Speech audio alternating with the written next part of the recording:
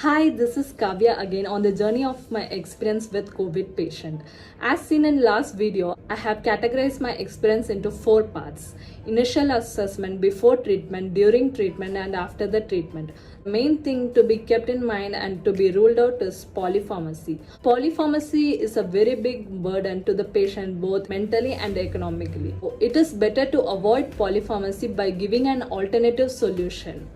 We'll look into 2 examples. Example 1. If a patient needs to be started with nutrition supplements like zinc, vitamin C, iron or vitamin D3, the first step to be taken is to check whether the combination of nutrition supplements are available. If it's available, it is preferred, or if any 2 of these supplements are combined are available, it's preferred, instead of giving a separate formulation for each nutrition supplement.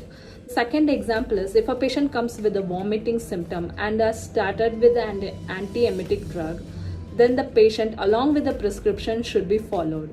If the patient says like he has stopped with vomiting after 2 to 3 days, then the anti-emetic drug should be stopped.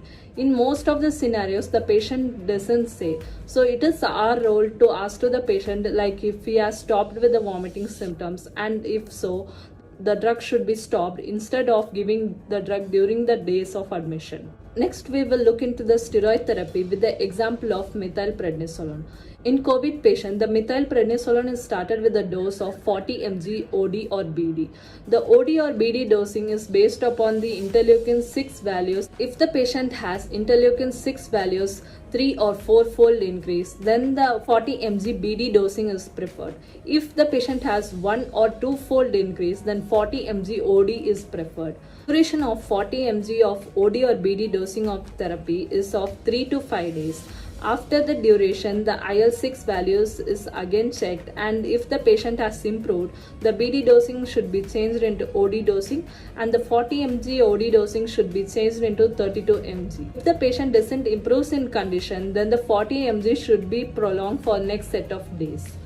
We will look into 2 scenarios regarding the steroid therapy. The first scenario is if a patient has rush of interleukin 6 and a CT severity score above the moderate range, then the patient should be administered with 125 mg of steroid. In second scenario, if the patient has renal impairment along with a moderate COVID disease condition, then we can start with tablet methylprednisolone, because injection methylprednisolone can worsen the impairment. The main thing to be kept in mind while a patient treated with a steroid therapy is to check the blood glucose level.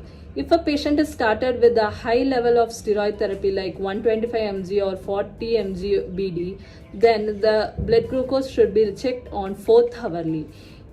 Any patient on steroid therapy should be monitored for blood glucose, even if it's pre-diabetic or non-diabetic or a diabetic patient. Based on the blood glucose level, insulin should be administered according to the sliding scale. The tapering of steroid therapy is very important. 40 mg is followed by 32 mg, 16 mg, 8 mg, 4 mg. Next, we will look into the anticoagulant therapy with an example of enoxaparin. The anticoagulant therapy should be started depending upon the D-dimer value. If the D-dimer value is above the normal range, then the enoxaparin should be started. Enoxaparin should be always preferred as subcutaneous route. If a patient has renal impairment, in such case, instead of enoxaparin, it is advised to prefer dabigatran or apixaban. If a patient has normal D-dimer value and an age of 50 plus and is prone for cardiac problems, then the patient should be started with antiplatelet drug. Patient during anticoagulant therapy, it is very important to monitor the bleeding event. We have to ask the patient if there is any episodes of bleeding events like melena. Next, we will discuss about the antiviral therapy with an example of remdesivir. Remdesivir dosing should be started with 200 mg on day 1 followed by 100 mg till the day 5. After day 5, if the patient has improved the levels of biomarkers and saturation level, the antiviral drug should be stopped. If not, the antiviral drug should be prolonged for next few days. Next, we will look into the drug chart review and its importance. We will look into a scenario. During ward rounds, if a physician asks to taper the dose of 40 mg steroid to 32 mg, but the information hasn't copied to the drug chart, but the patient still receives 40 mg, that's where the mistake occurs. So, drug chart review occurs only when there is the proper information collected from the ward rounds. That's where the ward rounds plays an important role. In drug chart review, it is very important to check the route of administration, dose of the drug, and the frequency of the drug. The final part comes the after the treatment. After the treatment, when the patient is getting ready for the discharge, the patient should be counseled regarding certain information. First, the anticoagulant therapy. The anticoagulant drug is given for next 20 days after the discharge.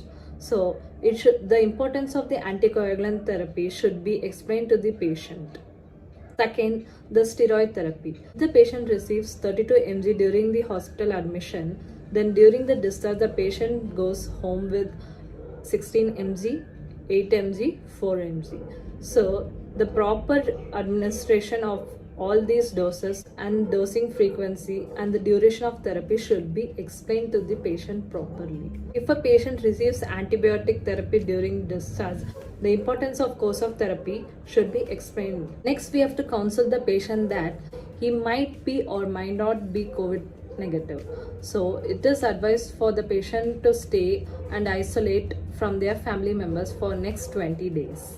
Patient should be counseled with the proper usage of mask, proper disposable of mask, hygienic practices to avoid further infections. It is also important to counsel the patient regarding the prone position while they feel breathing difficulty.